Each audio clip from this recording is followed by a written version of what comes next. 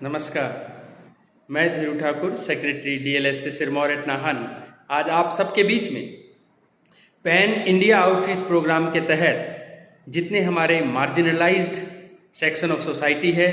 जिसमें हम पिछले वीडियो में फिजिकल डिसेबिलिटी एक्ट 2016 के तहत अपने दिव्यांग भाइयों के अधिकार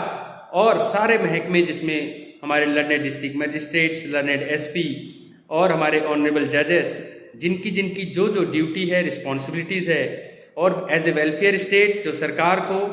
पैसे का यानी फंड का प्रबंध करना है और किस तरह से होलिस्टिक एजुकेशन देकर, स्किल डेवलपमेंट कर कर दिव्यांग भाइयों को इंक्लूसिव एजुकेशन के तहत इस सोसाइटी का एक पिलर बनाना है ताकि देश ओवरऑल ग्रोथ कर सके। सेम कुछ ऐसे ही अधिकार जिसमें ह्यूमन राइट्स, फंडामेंटल राइट्स, ये सारे डाल दिए गए हैं। आज हम मानसिक तौर पे विकलांग, जिसको मेंटली इल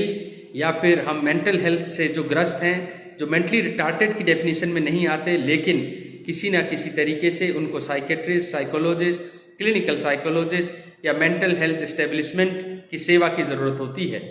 मैं आपको बता दूं, मेंटल हेल्थ एक्ट 1987 को बदलकर मेंटल हेल्थ केयर एक्ट 2017 कर दिया गया है और इस एक्ट में सेक्शन 58 से सेक्शन 62 में ये कहा गया है कि कोई भी इस तरह का वेलफेयर स्टेट तभी अच्छा, कल्याणकारी राज्य तभी अच्छा काम कर सकता है जब बजट का प्रावधान हो। अगर मैं बताऊं तो सेक्शन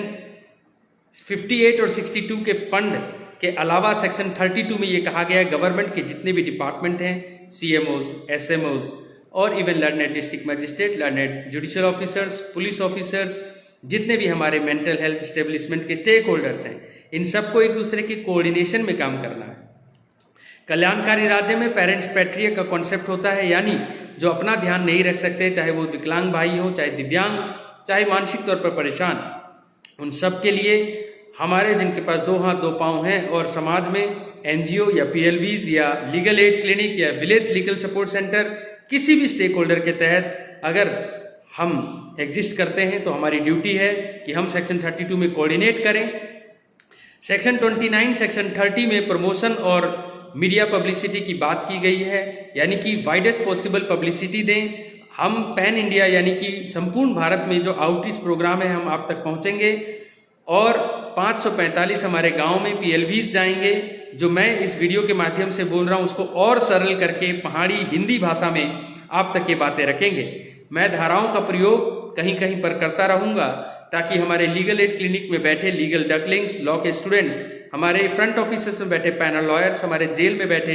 रिमांड काउंसिल या रिटेनर लॉयर्स भी हमें देखते हैं, तो उनको ऑथेंटिसिटी के लिए लीगल प्रोविजंस का पता होना चाहिए। सेक्शन 97 और सेक्शन 19 यानी 19 और 97 को अगर एक साथ पढ़ें तो हमें ये पता होना चाहिए कि जिस तरह तेरे नाम में सलमान खान जो मानसिक तौर पर विकलांग दिखाया गया है, उसको चेन में बांधकर अलग से रखते थे, आप ऐसा नहीं कर सकते। आप सेक्ल्यूट नहीं करोगे और आप जो है उसको सॉलिटरी कन्फाइनमेंट में नहीं रखोगे। अगर कोई भी ऐसा करता है, कम्युनिटी लिविंग से डिप्राइव सेक्शन 19 में जो हक है, अधिकार है एक मेंटली इल पर्सन का, तो सेक्शन 28 में आप शिकायत करें। जो एनजीओज हमें सुन रहे हैं, पैनल लॉयर्स या लॉ स्टूडेंट्स, वो ध्यान रखें, सेक्शन 28 में कंप्लेंट्स करें। सेक्शन 82 में हमारे लर्नेड डिस्ट्रिक्ट जज साहब के रैंक के मेडिकल जो हेल्थ रिव्यू बोर्ड है, इसके तहत भी आप शिकायत कर सकते हैं। ऑफेंस एंड पेनल्टी का बाकायदा चैप्टर 15 में सेक्शन 107, सेक्शन 108, सेक्शन 109, अगर कुछ भी ना समझ आए, इस पूरे एक्ट में कोई भी वायलेशन हो तो सेक्शन 108 में दंड का प्रावधान है। याद रखें, पूरे सरकारी महकमे की रिस्पॉन्सिबिलिटीज फिक्स कर दी गई है। सेक्शन 100 में पुलिस ऑफिसर अगर अपनी जुरिस्डिक्शन में कोई ऐसे मानसिक तौर पे परेशान इंसान को देखता है जिसका अपना कोई घर नहीं है, खानाबदोश की तरह इधर उधर घूम रहा है, तो उसकी ड्यूटी है वो उसको किसी फैमिली सेटल में या फिर शेल्टर होम में लेके जाए। लेकिन अगर पुलिस वाले को ऐसा लगता है कि इसकी फैमिली है लेकिन वो लापरवाह है, उनको छोड़ दिया है जानवर की तरह, तो आर्टिकल 21 ये कहता है कि चाहे वो मानसिक तौर पर परेशान हो या दिव्यांग, जो हमने पिछले वीडियो में डिसेबिलिटीज एक्ट 2016 में देखा कि सबको एक कम्युनिटी लिविंग का अधिकार है, होम का अधिकार है, फैमिली का अधिकार है, लीगल कैपेसिटी को रिकॉग्नाइज किया गया है। इस एक्ट में अगर प्राइवेट फैमिली होने के बावजूद, रेजिडेंट्स होने के बावजूद वो इधर उधर घूम रहा है और अपने आप को चोट पहुंचा सकता है या किसी और को, तो फिर सेक्शन 101 में पुलिस वाले जो है लर्नेड जुडिशियल मजिस्ट्रेट जो उस जुरिडिक्शन के हैं उनके पास ले जाएं। लर्नेड हमारे जुडिशियल मजिस्ट्रेट सेक्शन 102 में 10 दिन की कस्टडी में भेज सकते हैं। इस कस्टडी को मेडिकल कस्टडी कहा जाएगा, और ताकि क्योंकि जुडिशियल ऑफिसर्स मेडिकल एक्सपर्ट नहीं होते, इसीलिए नियरेस्ट मेंटल हेल्थ इस्टेब्लिशमेंट में या हॉस्पिटल में उनको भेजा जाएगा, और प्रिफरेबली साइकेट्रिक वार्ड को, जो फिर अपनी टीम या बोर्ड कॉन्स्टिट्यूट करके 10 दिन में ये बताएगी कि क्या इनको शॉर्ट टर्म ट्रीटमेंट की ज़रूरत है या लॉन्ग टर्म। ये रेयरेस्ट ऑफ रेयर केस में एज ए लास्ट रिजॉर्ट ही हम हार्श स्टेप्स लेंगे। इस पूरे कानून में इस बात का ध्यान रखा गया है कि हम ये जो फिल्मों में दिखाते थे बिजली के झटके देना या सॉलिटरी कन्फाइन करके तेरे नाम के सलमान खान की तरह जो मानसिक तौर पे परेशान दिखाया गया है, या संजोग में जया प्रदा की तरह, तो आप बेड़ियों में नहीं रख सकते, सॉलिटरी कन्फाइनमेंट नहीं कर सकते। सेक्शन 19 की कम्युनिटी लिविंग का अधिकार, सेक्शन 20 में डिग्निटी का अधिकार, सेक्शन 21 में इक्वलिटी का अधिकार मेंटली इल पर्सन को दिया गया है। आर्टिकल 21 से निकले ये सारे अधिकार चैप्टर 5 में सेक्शन 18 से सेक्शन 28 में है, और कोई भी वायलेशन होने पर सेक्शन 28 में कंप्लेंट है। सेक्शन 82 में मेडिकल हेल्थ रिव्यू बोर्ड में हमारे लर्नेड जजेस भी बैठते हैं। इसके अलावा chief executive officer central level पे भी है, सेंट्रल मेंटल हेल्थ अथॉरिटी या स्टेट मेंटल हेल्थ अथॉरिटी में भी सीईओ हैं। इसके लिए सेक्शन 41 एंड 53 रिस्पेक्टिवली बनाए गए हैं। इस पूरे एक्ट पे किस तरह इम्प्लीमेंट करना है और पैसे का कोई कमी ना आए, जो बजट है वो हर साल प्रोग्रेसिव हो, बड़े जो नॉर्मल हॉस्पिटल में ओपीडी आईपीडी की फैसिलिटी होती है, तो किसी भी तरीके का डिस्क्रिमिनेशन मेंटल हॉस्पिटल के लिए, जिसको मेंटल हॉस्पिटल अब नहीं कहते, मेंटल हेल्थ एस्टेब्लिशमेंट कहते हैं, उनमें आपको उतना ही बेस्ट देना है जितना फिजिकल हेल्थ के लिए। यानी कि जो हमारे यहाँ हमारे देश में एक मेंटल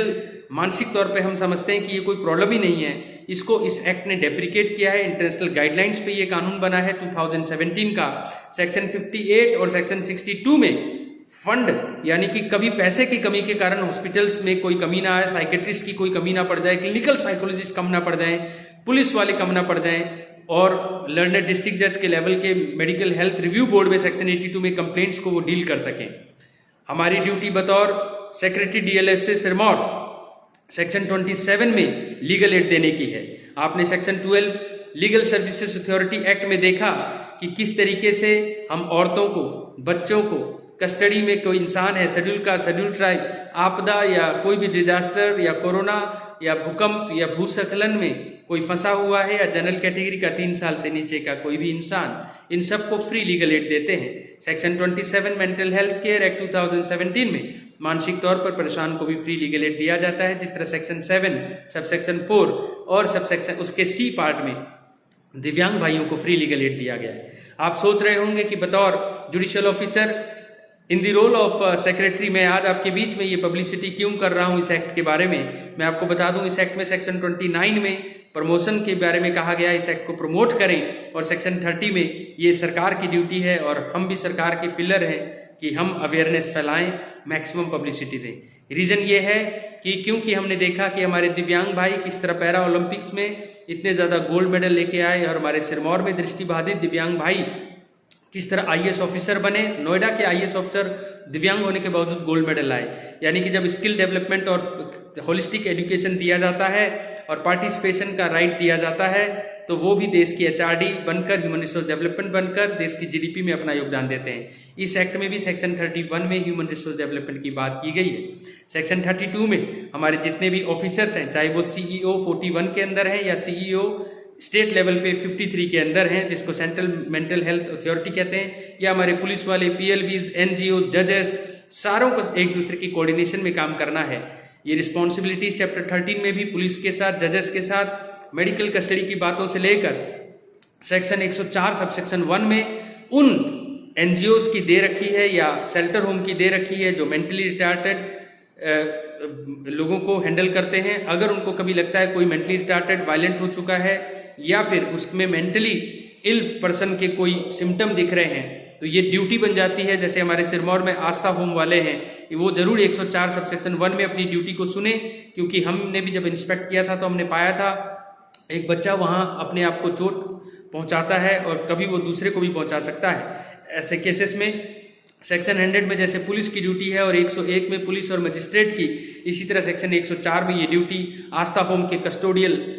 जितने भी हमारे इंचार्ज हैं उनकी बन जाती है। सेक्शन 97 और 19 में हमने उनको अलग नहीं रखना है, ना बेड़ा लगाना है, ना कोई इलेक्ट्रिक शॉक देना है, ना उन पर कोई रिसर्च करना है। वाइड पब्लिसिटी सेक्शन 30 में देनी है। सेक्शन 27 में राइट टू लीगल एड देना है और सेक्शन 3, 4, 5 में बिल्कुल एक आम इंसान की तरह एक मेंटली इल पर्सन भी खुद जाकर अपने आप को एडमिट करवा सकता है कि मैं ठीक नहीं फील कर रहा, और खुद एप्लीकेशन देकर डिस्चार्ज भी करवा सकता है। जब तक डॉक्टर को ये लगता है कि ये अपना फैसला ले सकता है तो ठीक है, नहीं तो सेक्शन 5 में लीगल गार्डियन की मदद दी जा सकती है। एडवांस डायरेक्टिव सेक्शन 5 में बिल्कुल यूथनेशिया की तरह एक लिबर्टी दी गई है कि जब आप ठीक हैं, अपना डिसीजन ले सकते हैं, तो आप बाकायदा एक एडवांस डायरेक्टिव बनाएं कि आपको किस तरह का इलाज चाहिए, किस तरह का इलाज नहीं चाहिए। जब भी आप कभी एडमिट हो, आपको कौन सा इलेक्ट्रिक शॉक ना दिया जाए। वैसे भी इस एक्ट में ये सब चीज़ें बार्ड हैं। आपकी प्राइवेसी और कॉन्फिडेंशियलिटी सेक्शन 24, सेक्शन 23 में प्रिजर्व की गई है। राइट टू कम्युनिकेशन और राइट टू इन्फॉर्मेशन